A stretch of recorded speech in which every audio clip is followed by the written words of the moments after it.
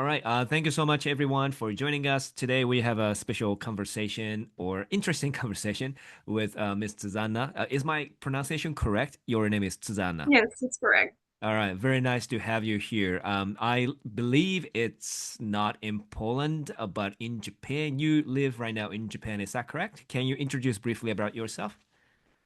Yes, that's correct. I currently live in Kanagawa Prefecture. Mhm. I've been working in Japan since 2022. Mhm. I am originally from Poland, and I was in Poland until 2018. Okay. My early 20s. Hmm. And then I've been living in Japan. Yes, I currently my career currently is in international business. Okay. I work for a Japanese company Hmm. full time, Okay. but on the side, I am also very much interested in interpretation and translation. Yep. So that is something that I will very much want to talk with you about today. Yeah. Yeah. All right, that's perfect. Thank you so much. I mean, I don't know if there are many Polish people living in Japan learning Japanese language, mastering it. I believe this is quite rare, at least in my the scope of friends that we have. I don't have a lot of friends, 10 of people from Poland speaking Japanese as fluently as you do. So let's start with a little bit of your language journey of Japanese language. How did you become interested in that, or how did that journey begin? Um, it was such a long time ago that Hmm. now that I think about this, it's hard to remember the details. Okay. But generally, when I was about 13 years old, Hmm. I started being interested in Japan. And originally, my interest came from anime, as it often happens for people that end up learning Japanese afterwards. Yeah.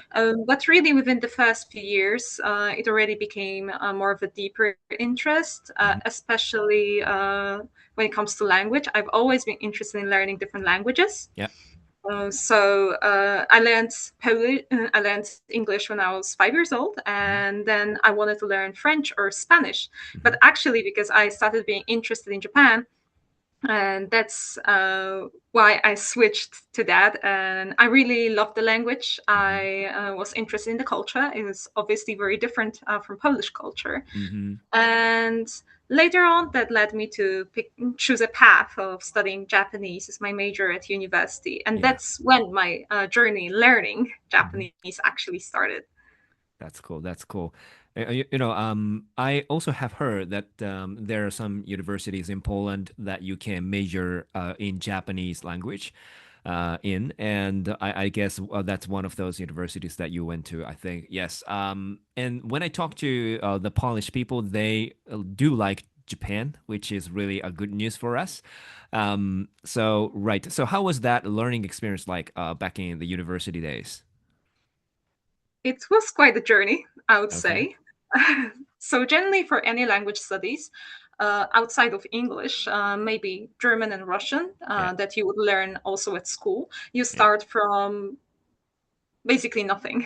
Yeah. You don't speak the language at all. And you have 3 years.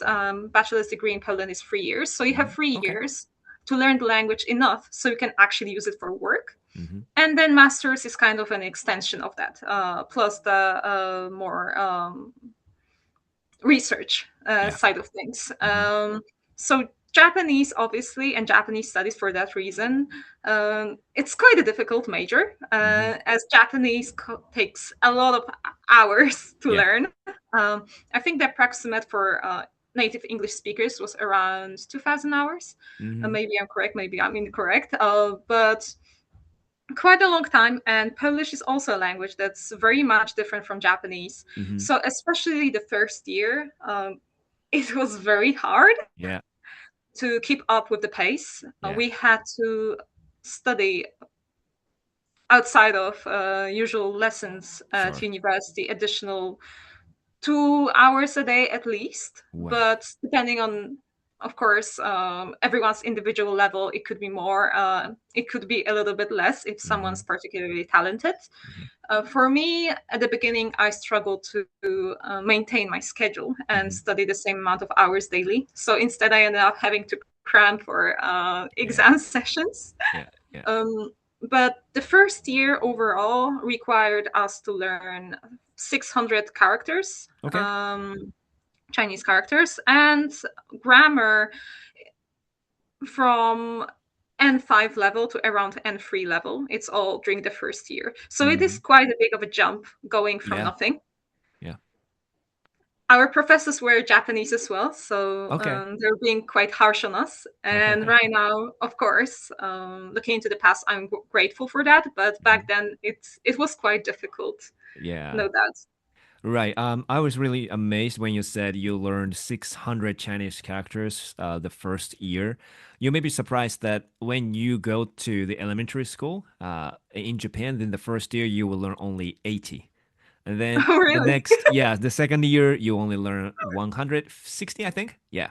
So you are going way over 6 times more for the than the first year schoolers here in Japan. So it must have been really tough, even though you were a university student, learning 600 different characters, which don't have any association or connection to the alphabets you're used to.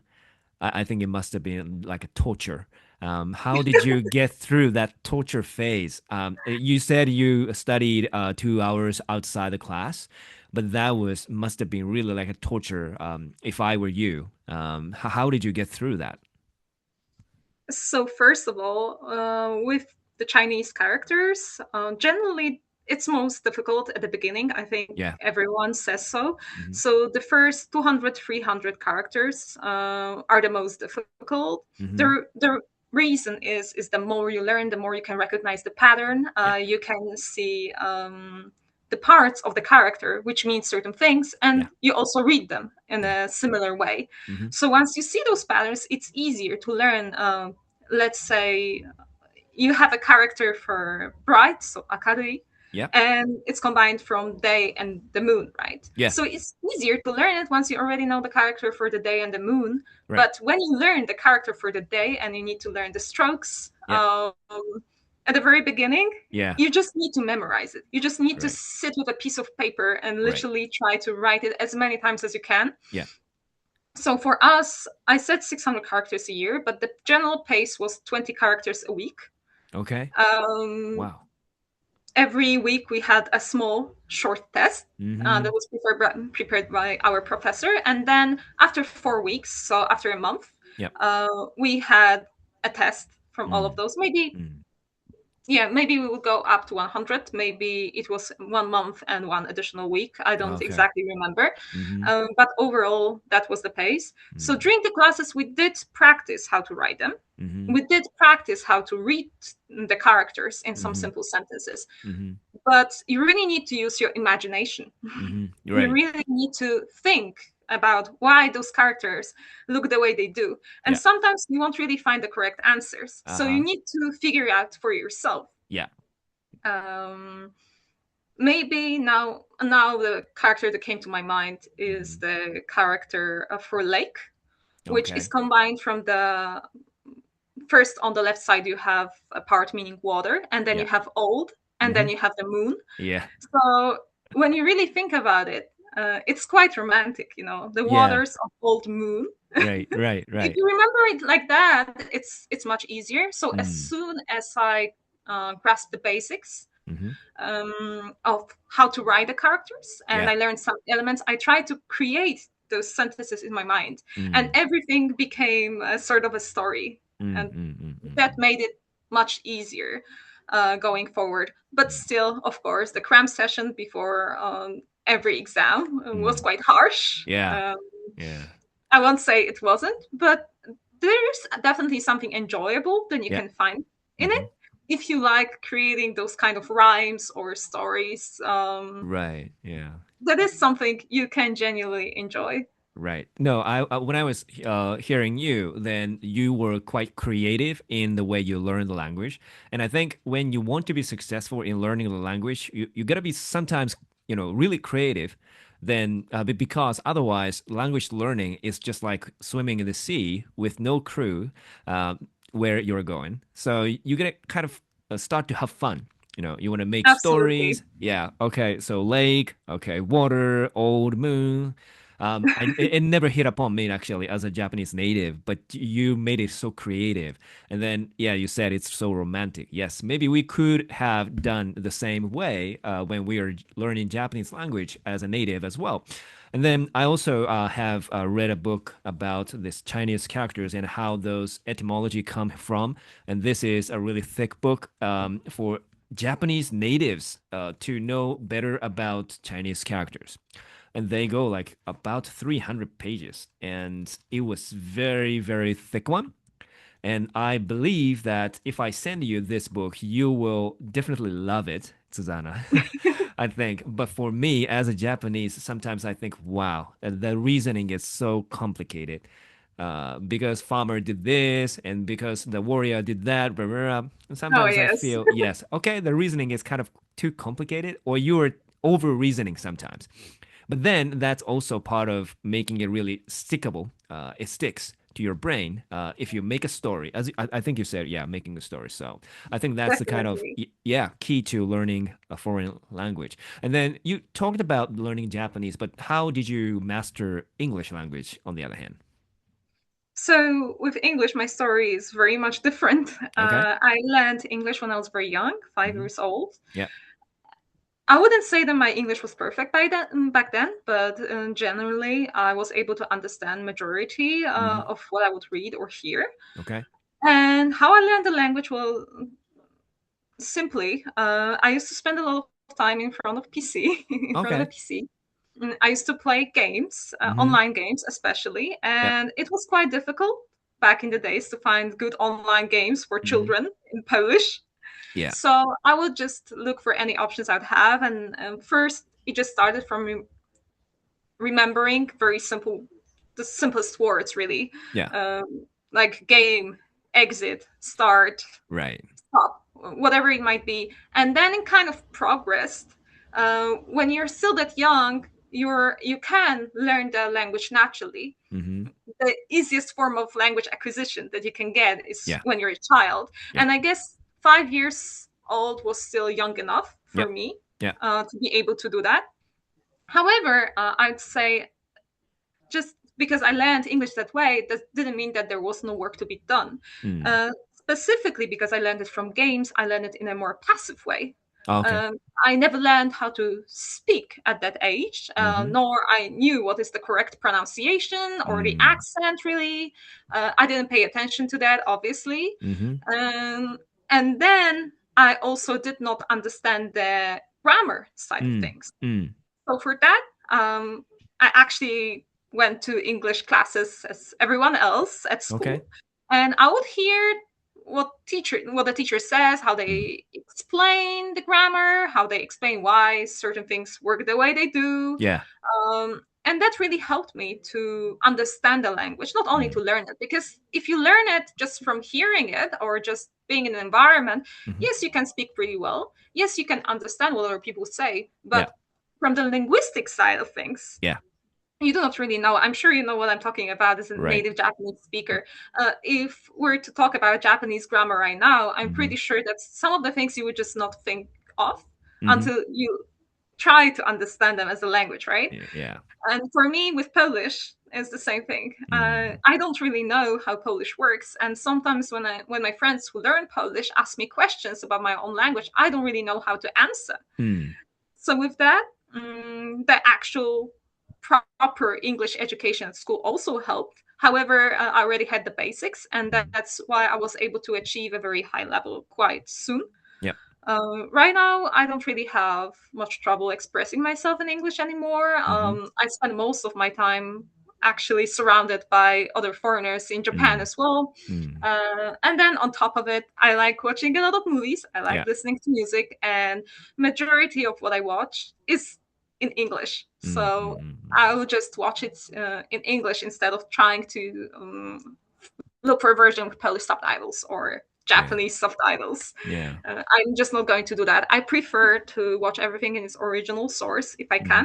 Okay. So that also helped for sure. Mm. Mm. Mm. Yeah. I think you said it 100% spot on. I mean, Nowadays, we do have the PC and YouTube and a lot of videos, movies available for free. It's such a fantastic environment. So then the question is, do you really want to immerse yourself into that environment or not? Some people say, yes, wow, I can learn English at home. Wow, that's the best environment. There's some other people will just say, no, I still want to watch it in Japanese. I mean, my mother tongue. So it's really the question of do you really want to do it? In the past, it was like you had to create that environment like by paying a lot of money. You didn't have YouTube. You just had different types of TV screens, but the language wasn't there. But now the environment is there, so it's just a question of do you want to dive into that or not? And then you actually dived into that. So I really appreciate that what you're doing. But then on the other hand, you said your learning style was rather passive rather than active. The Yes. way, yeah, because you basically listened, but not really focused on speaking itself. Yeah, so sometimes that is happening in Japanese learners of English as well. They do learn English, how to read it, how to listen to it, but then they don't know how to pronounce it.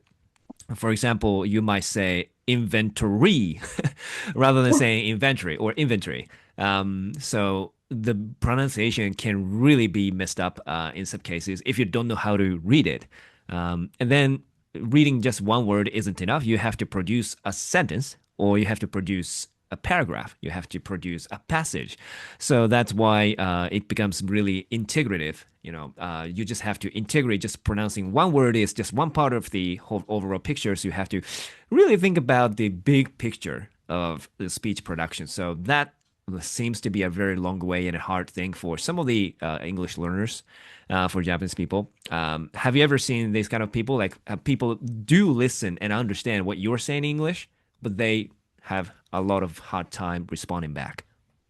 I'd say that happens quite a lot. Yeah. Um, I think a lot of people are just not confident enough in their Mm, skills. mm. If they try to speak, I think that a lot of them would actually be able to form sentences and Yeah. communicate, at least on a Mhm. basic level. Yeah. But when you have very high expectations for yourself, you just can't speak at all. Right. And I would say that our high expectations are our biggest enemy Hmm. because to learn the language and to use it properly, Hmm. there needs to be a moment when you start using it. And you don't really want to wait until let's say you very intermediate, well, intermediate or maybe even like close to fluent level. Yeah. You actually want to start using the language as soon as possible. Correct. So if you really care about how you're perceived by other people or what, Hmm.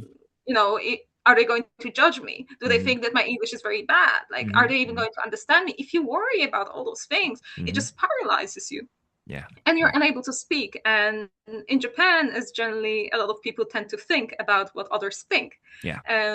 They care very much of how they're perceived. So Yeah. I would say that aspect makes it maybe more difficult Hmm. for Japanese people to Hmm. start speaking Hmm.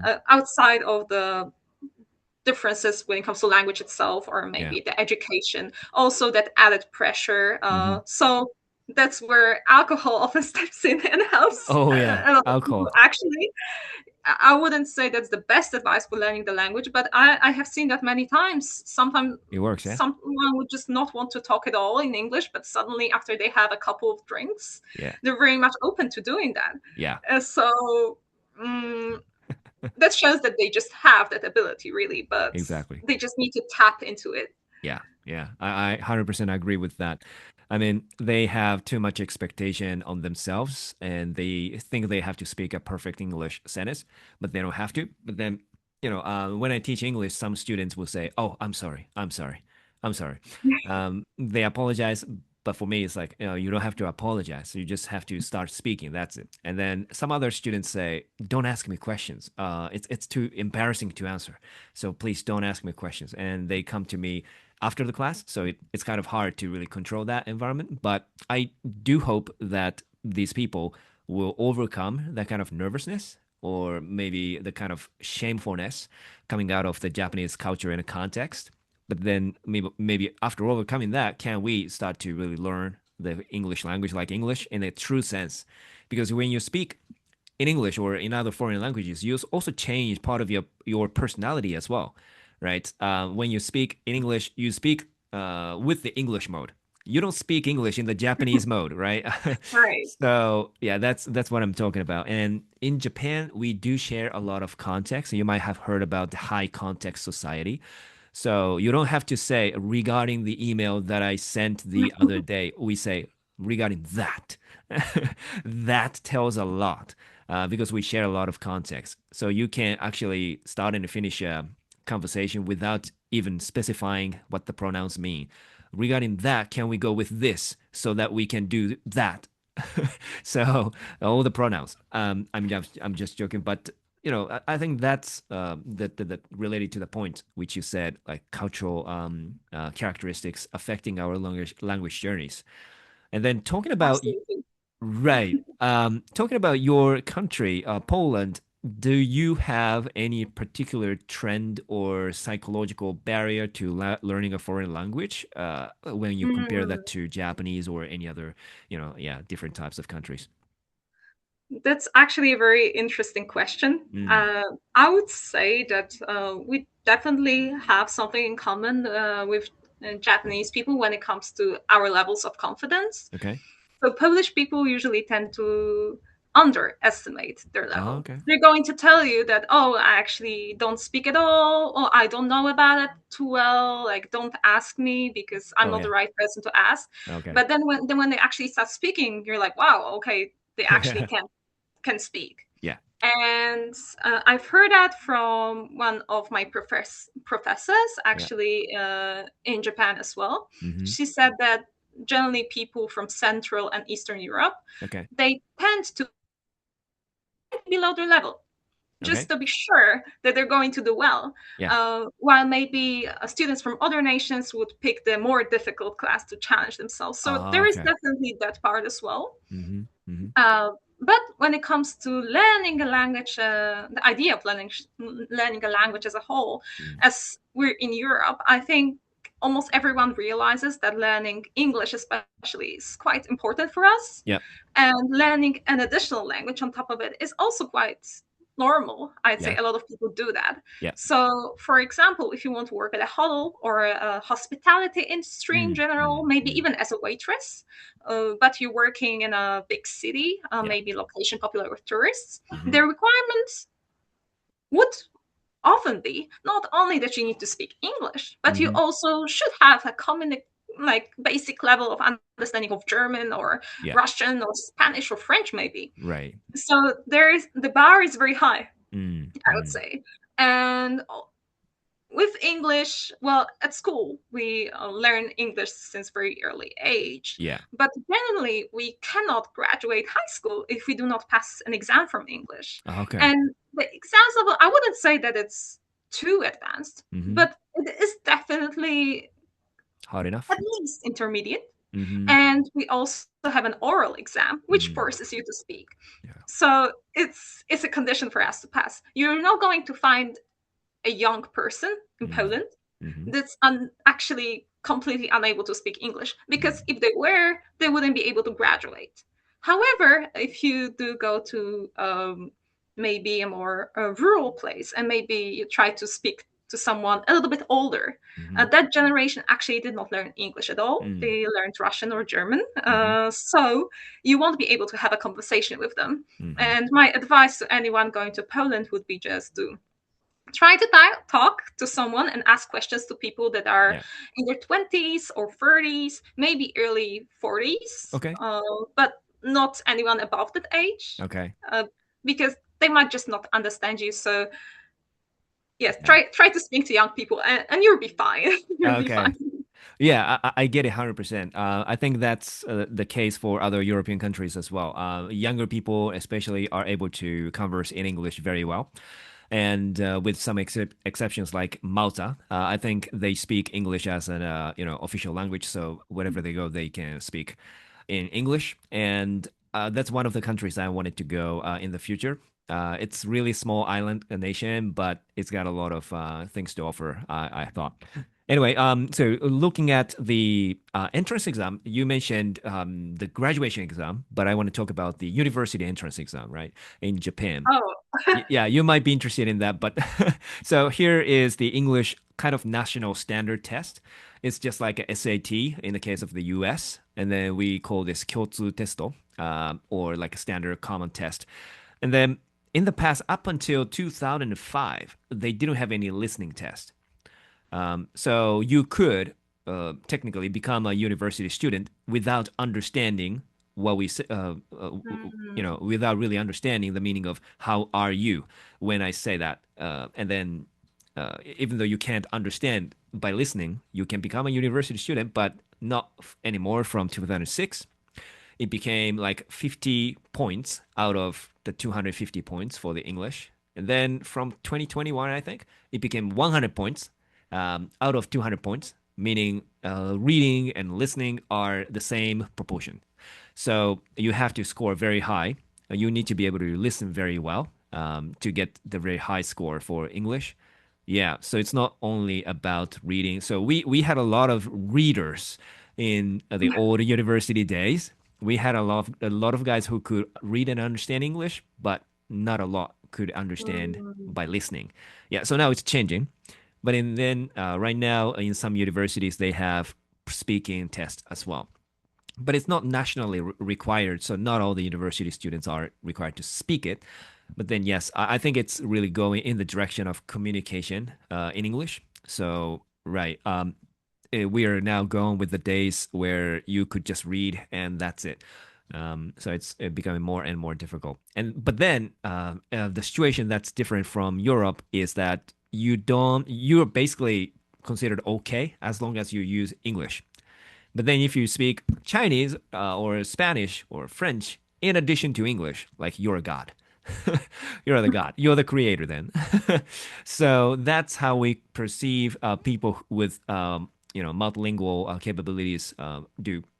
So I have a friend of mine who is able to speak Spanish and English almost at the same level, and he's got a lot of jobs. So yeah, he used to work at a theme park in Japan because they've got a lot of performers coming into the theme park, and they sometimes speak in Spanish.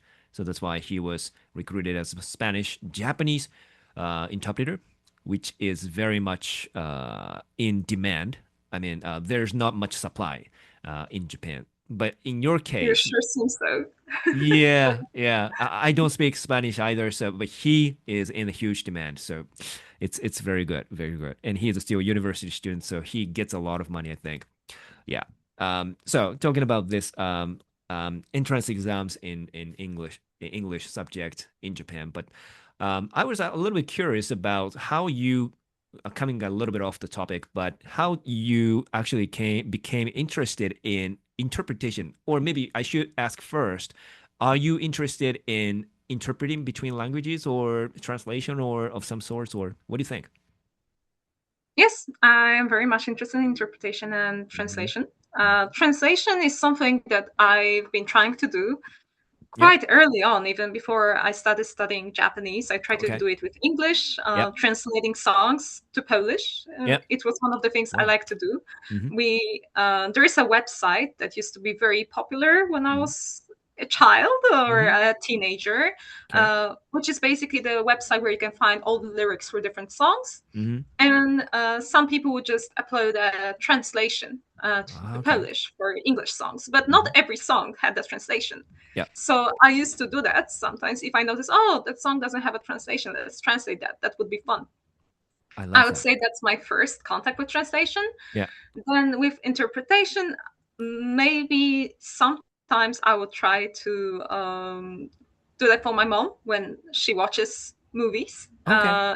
There would be a missing part, or maybe a part that's just awfully wrong in Polish. Hmm. That Hmm. used to happen quite a lot back in Oh. the day. Hmm. Not so much anymore, Yeah. but Yeah. back in the day, we had a lot of quite weird translations. Uh-huh. So I would hear that and I'd be like, no, no, no, that's not what they're saying. Now they're saying this, this, this, this, and that. Uh-huh. Uh-huh. Uh-huh. But truly, my interest was sparked by my university teacher. Okay. She's Japanese. Hmm. She's also proficient in French Hmm. and Polish. Okay. She relocated to Poland, and she was actually helping me with writing my bachelor's thesis. She was my professor, Okay. supporting me during the writing. Hmm. And then when I was studying for my master's degree, Yep. she had the interpretation classes with us. Okay. So she taught us the basic techniques, Mm-hmm. also how difficult it is, or maybe what's difficult about it. Mm. What kind of person would be more suited for an interpreter? What kind of person might be more suited for a translator? Mm-hmm. And when I heard her speak about it, especially in regards to interpretation, I thought, oh, that's really something that I could do. That's Yep. really something that I could enjoy. Okay. So I remember being very enthusiastic when studying for an exam Yeah. for this subject. I remember also getting quite a good grade Good, good, back good. then. But the professor also told me, like, look, I think that's something that you can potentially do. Yeah. Are you interested? And Mm. I said, yes, I am very much interested. But back then, during that time, actually, my job in Japan, I already had a job offer, Okay. and I couldn't really try Mm. a different career at that point. I couldn't really start interpreting in Mm-hmm. Poland as I had to leave quite soon after. Okay. So that is something I was unable to do at the time. Mm-hmm. But since then, I've always been thinking about that. And I've been looking for opportunities for that in Japan as well. Mm-hmm. Um, but as my main career is not really interpreting, I Mm-hmm. mostly do it right now during my free time, Okay. sort of a hobby, Okay. and a form of study, of course. Mm-hmm. No, I love your stories as well, like from the university time. And you talked about who is more suitable for interpreters and translators. It really is intriguing and makes me very much be interested in what your professor might have said. In my definition, I think interpreters are really suitable for those people who love to talk, but at the same time, who love to listen to other people, who love to listen and learn from others. And maybe the most critical of all is people who are able to be the voice of others. When I say be the voice of others, it means like you can't talk about yourself anymore as an interpreter. You have to shut up as a person and then start listening to what the other people are saying. Of course, that comes with a lot of technical terms that they may be using, the industry that they are working in. You have to immerse yourself into that environment and then start to use their languages rather than your language and make communication happen as if it was something that you knew very well from the beginning. When I say all of these, it sounds like, wow, it's just Mission Impossible 3, but kind of thing. But yeah, that's what we're actually doing to be the voice of others, but really studying a lot. And yes, so really being able to listen and speak well is just one part of the overall picture. Um, is what I'm saying right now consistent with what your professor said, or did she say completely different things? What do you think? Yes, it is actually very much consistent. Okay. She said the same thing about personality in Yeah. general, or also affecting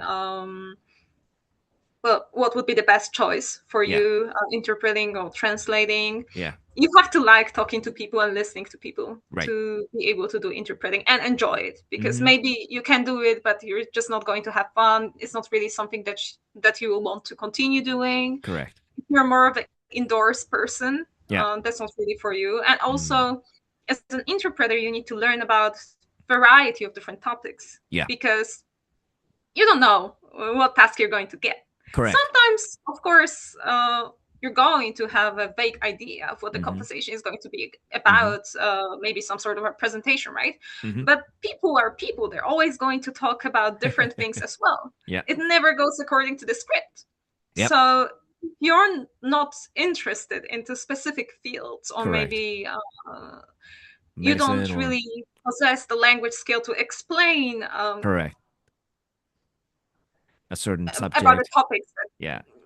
you might be not so much interested in something by yourself, but um, you have to be willing to learn. You Right. have to be willing to, go out of your comfort zone.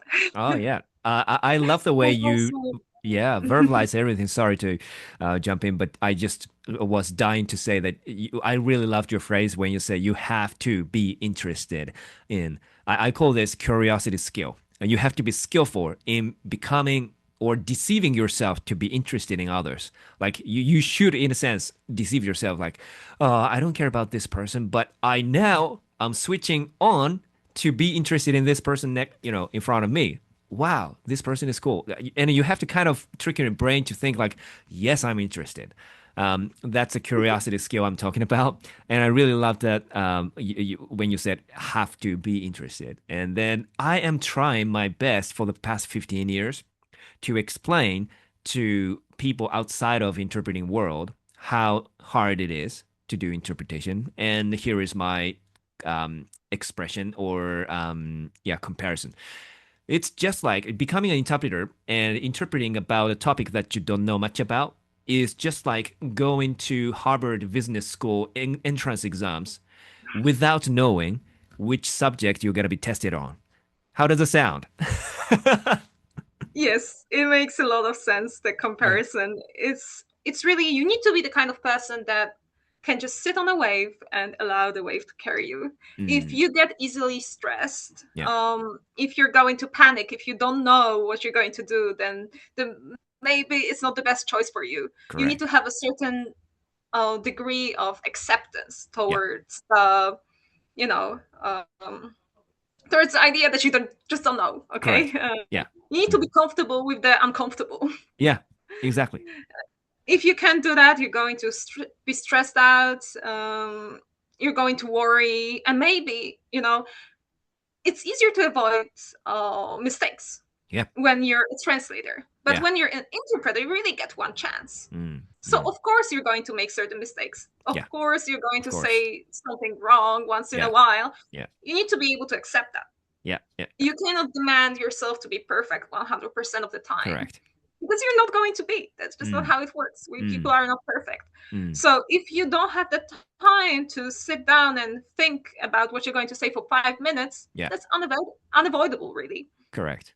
And as such, you need to be accepting of your own Yeah. really say faults or you know what I'm trying to Yeah, say. You need to accept that. imperfections, yes. Yes. Yeah, I get it 100%. And if that's what your professor said to you, then I and your professor could be a good friend. So that's exactly what interpreters are feeling and the pressure we're getting. And the imperfection kind of thing that's haunting me for the past 15 years. I can never be perfect, but it's okay. As long as I don't make global mistakes, meaning like critical mistakes, and as long as I'm making the bilingual communication happen, that's what it counts, basically. And then the rest is the lessons for the next time. So it's okay that sometimes you fail, but the communication still takes place. But it's not okay like after the meeting is over and oh I couldn't translate that word, but I don't care. Oh let me forget. No, that's not what we're doing. We have to think like, oh my gosh, I couldn't translate. What's that kimmokse in English? Ah, I should check that. And I googled it. Osmanthus. Actually, that came in. That actually happened yesterday when I was translating. Oh. Then yes, Kim Mok said, "Wow, what's that?" And after the meeting is over, I just checked it, or maybe in the middle of the meeting, I checked it on Google, and I got the answer. And as I said, Osmanthus, as if I knew it from the start. So that's the kind of fake it until you make it kind of spirit. But then I really love, I also love your expression, you have to be comfortable with uncomfortableness. I really live that spirit, I think. Yeah, so I think that's a great conversation about interpreting so far. May I kind of finish off with this one last question for today by asking you, what do you want to do in the future? You are the Japanese language master, English language master, Polish language master, of course, but then what's next? It's a very difficult question, and I Okay. think that it is something that a lot of people struggle with nowadays. There's Yeah. just so many options Yeah. with what you can do and so many paths you can follow. Yeah. I just know that language is going to definitely be a big part Yeah. of that path. Hmm. So far, I've been trying to improve my skills. Yeah. I've been trying to experience Yep. life in Japan more, Hmm. learn how to work in a business setting or Yep. how to speak. in a business setting, because that's Right. also very important, especially with Japanese, that requires you to know how to talk in a certain Yep. level of Hmm. formality. Hmm. And so I'm really grateful that I had this experience. Correct.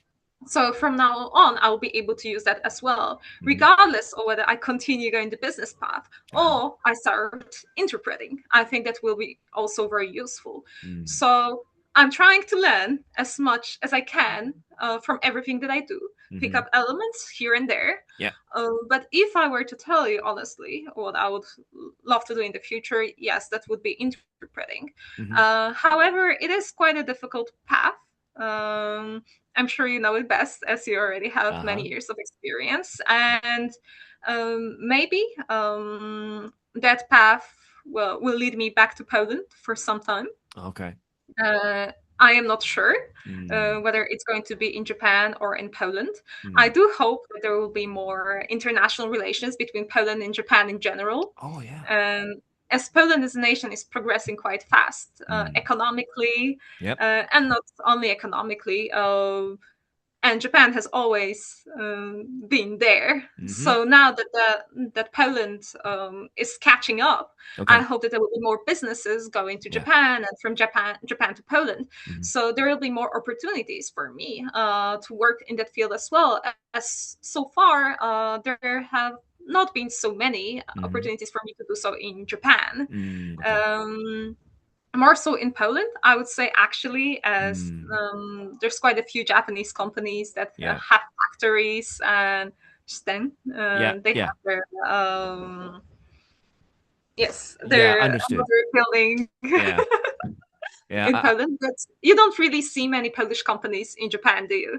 Yeah. Yeah. So it is quite difficult Hmm. to get into that field Uh-huh. of in that regards, that it is quite a rare combination of languages, Hmm. but at the same time, it's a very specific combination of Yeah. languages. Yeah. Yeah.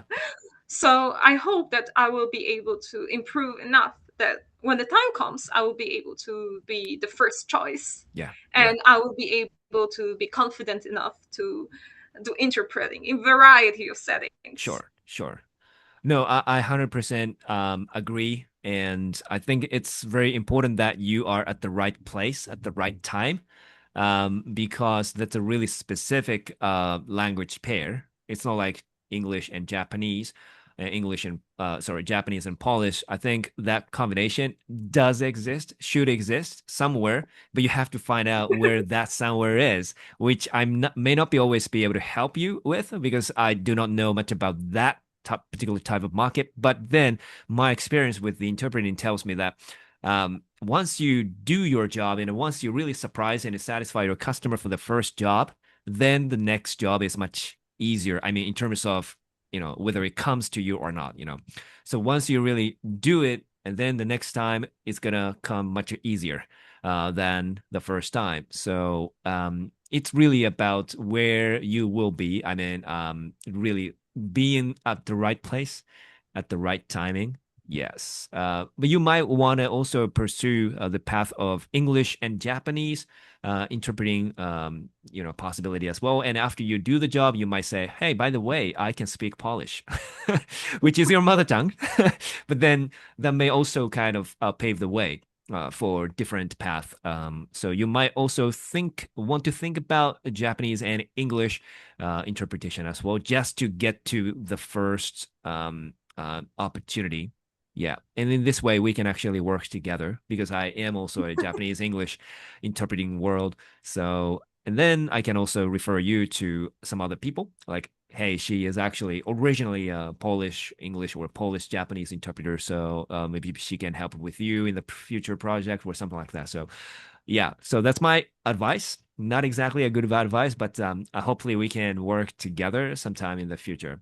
Yeah, That would be great if there's that opportunity. And yes, I'm going to try yeah, to start with English, maybe yeah, to get that experience yeah, of sure. interpreting as a whole. Yeah. Um, as that it's easier. As you said, there is more opportunities for Hmm. English and Japanese per. Yeah. But hopefully, with the goal of being able to do Japanese and Polish interpreting someday in the future, Right. um, it is something that I'm very much looking forward to, Yep. and it would definitely be delightful to work together with you, Sure, sure. Let's and do meet in that. a business setting as well. Yeah, exactly. And it is now possible, more possible than before, to work in different locations. That, for example, if you're using online, and Zoom has a simultaneous interpretation function, as you know, and Microsoft Teams is going to have the same function in the future, or they already have it. So working even between the US and Japan is also possible. Like my friend is living in the US and doing interpretation with me for a Japanese client, although he is dying to sleep when I'm interpreting. Like, I'm sure. yeah, that's happening. The time difference is so huge that he is about to sleep when I'm about to wake up. That time difference is there, but still, it is possible to work in different locations. So as long as you have the skill, yeah, let's work together. And right, online interpretation is really like breakthrough in terms of the interpreting world. I think the demand is up, and more people are aware of the importance of interpreting. And there is no sign of decline in terms of the demand of human-based interpreting jobs. So AI is not an enemy so far. So hopefully we can work together. We definitely do live in very interesting times. Yeah, That's for sure. yeah, Compared to before, there's so many different tools yeah, that can be used for translation, and right now yeah. even for interpretation. That just seemed impossible 10, 15 Mm, years ago, but now correct. we hear, right? Yeah, um, yeah. However, it doesn't mean that there's no place for a human interpreter, Mm, because the language is not just the language, it's the mm, emotion, it's the correct. connection, it's the cultural context. Yeah, And as long as that knowledge is necessary, yeah, there will still be a place yeah, for people like us. yeah. That's not really something that AI can Mm, replicate, not yet. And I'm not sure how much mm, time it's going to take mm, until um, AI can replicate yeah. human emotions, if Mm, it does happen.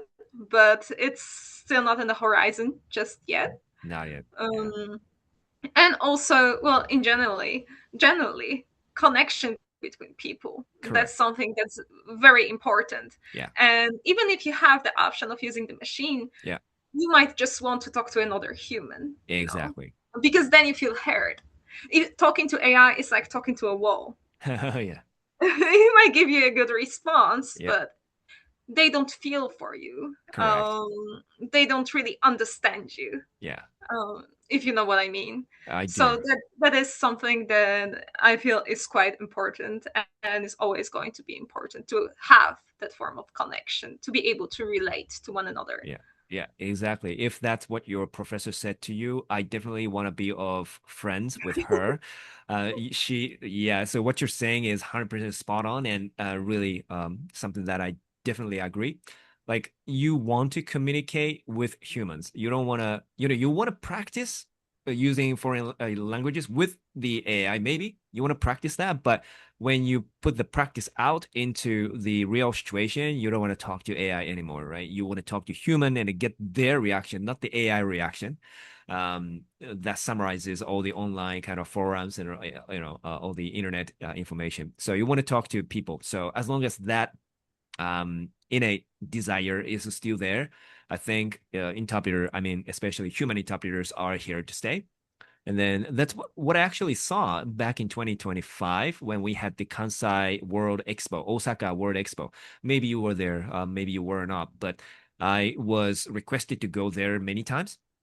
Although their theme was that they're trying to see, and in the picture, the future image of society, futuristic society. So that was the theme. And I thought like, oh, our jobs are gone. We'll be gone. We'll be done. But then there were almost no example where the panelist or those discussions used AI interpreting. It didn't happen as long as I remember. At least it was not the majority. So people do, even in the futuristic society, people do want to use people. People want to communicate with people. I think that's not going to change. So yeah, I think the future is not too bright, but at least it's not too dark either. So I hope that is a good kind of closing remarks before we finish. But Susanna, it was really fantastic times talking to you. Do you have any You're great final? talking to you too. Yeah, thank you so much. Do you have any final thoughts before we close? Well, what you were just talking about, maybe before we close, I do Mhm. want to share how I feel about it as Sure, well. sure. But in general, I feel like anything that you can do by machine, Yeah. like you can have clothes that are made by machine, but you can Uh-huh. have clothes that are made by humans, right? Yeah. And they're not quite the same. Mm. People are still willing to pay the premium price Hmm. for having the clothes that, or I don't know, accessories, whatever it Yeah. is, made by a human to for someone to actually see the product as they are and Right. use their own judgment, the feel, the intuition, and the Yeah. precision that they Yeah. have. Yeah. Same with, I don't know, gemstones, natural Mm. versus artificial gemstones. There will Mm. always be a need for both. The Yeah. difference might be a price point. Hmm. If you don't have another option, you would just pick what's available, what's cheap, Mm. which Mm. might be the translation by Google Translate, Yeah. ChatGPT, or whatever you want to Yeah. use.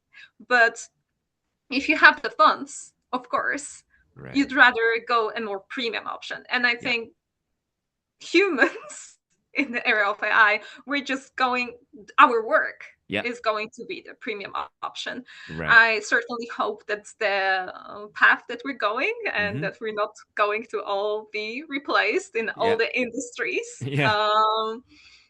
So I am also hopeful about the future, just like you said. Yeah. And yes, I do believe there's a place for us. Mm. Sure. Sure. And there will be many opportunities to come. Sure, 100%. I call this premium theory, which I just happen to hit upon right now, listening to you. But yes, human interpretation is becoming more like a premium service right now.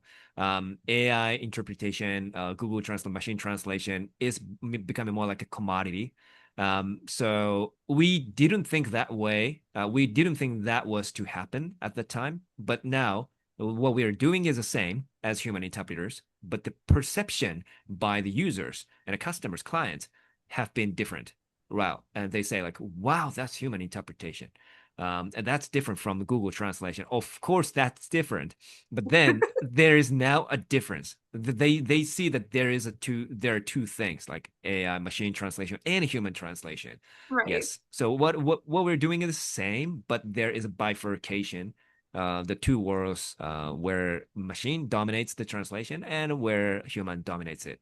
So it was very nice conversation with you, Susanna. Thank you so much for your Thank you time. very much. Thank you very It much. was great to talk to you. It was very nice talking to you. I will just stop the recording. So thank you so much Thank for your you. time. Thank you. Thank you.